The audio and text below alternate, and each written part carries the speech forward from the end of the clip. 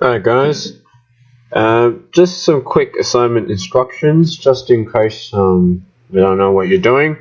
Sorry about the muffled voice, it's my don't worry about it.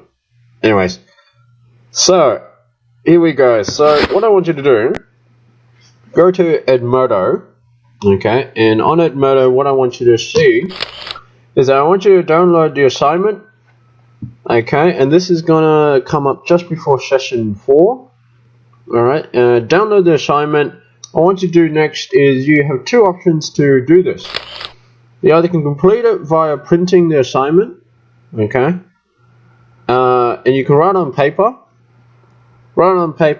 or you can do it writing on OneNote.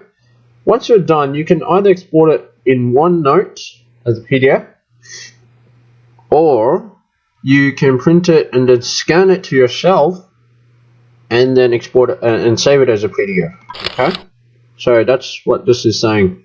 So when you resubmit it to Edmodo, it's going to be due at 12 AM. Okay, otherwise it's going to lock you out and you won't be able to submit it. So make sure you submit it before 12 AM. You know, choose your option, which one you want to do, write on paper or OneNote. That's up to you. Okay. Let me think about this. Yes, so you can resubmit it. Now, in terms of what I'll be covering, it's pretty simple. It's just what we've done last term.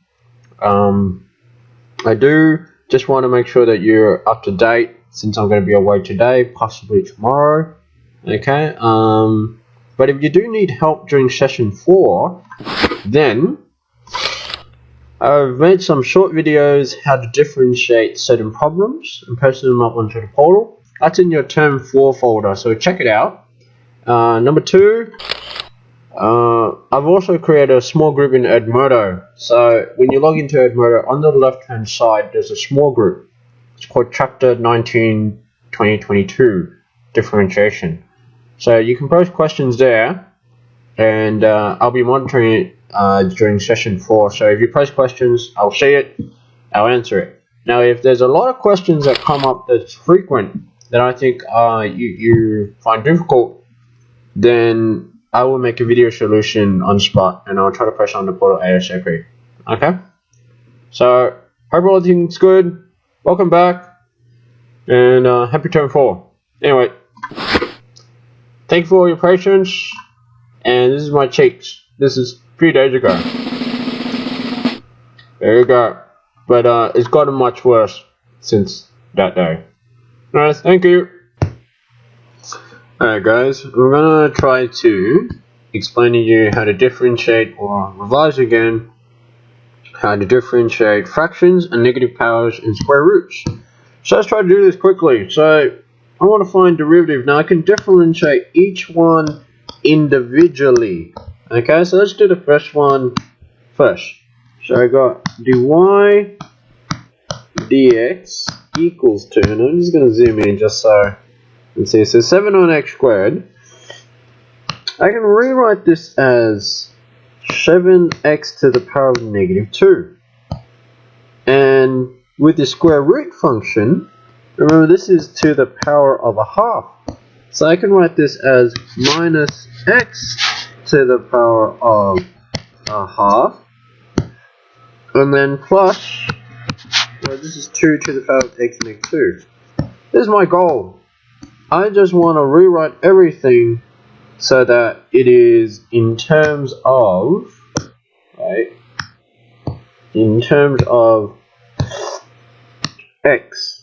Notice that they're all in terms of x right now. That's what I want. Okay, I don't want these symbols up here where it's x squared, root, and x to the power negative 2. That's too hard to do. So if I do that now, this will now give me, okay, if I solve it, that will now give me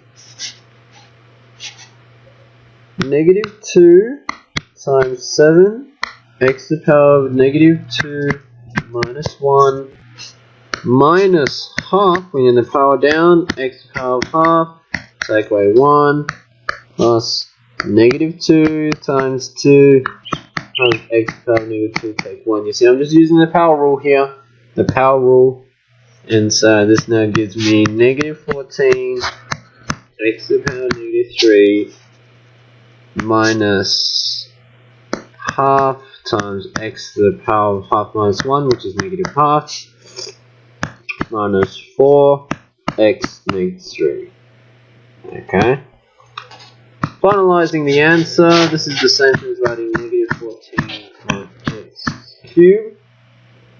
And this is the same thing as writing minus 1 over 2 root of x minus 4 on x cubed. And that is my answer. If you were curious as to how I went from x neg half to that, gotta remember, this is the same thing as writing half times 1 on x to the power of half, because it's got a negative power.